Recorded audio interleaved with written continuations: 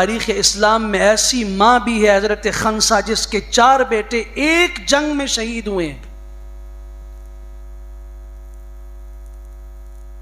4 بیٹے ایک جنگ میں شہید ہوئے ہیں. اور ماں کے سینے کو دیکھیے، اس میں ایمانی جذبات اور کیفیت کو دیکھیے. فرمایا مدینہ کی کسی عورت کو میرے گھر کی دہلیز پر قدم رکھنے کی اجازت نہیں ہے جو تعزیت کے لیے آئے، تسلی کے لیے آئے. ہاں جو مبارکباد دینے کے لیے آتی ہے تو آئے. حبیب ابن زید کے جسم کے ٹکڑے مسیلمہ کذاب نے کر کے ماں کے پاس بھیجے مدینہ منورہ، اور ماں کو بتایا گیا کہ اس پوٹڑی میں، اس گھٹڑی میں آپ کے بیٹے حبیب ابن زید کے ٹکڑے ہیں کٹے ہوئے.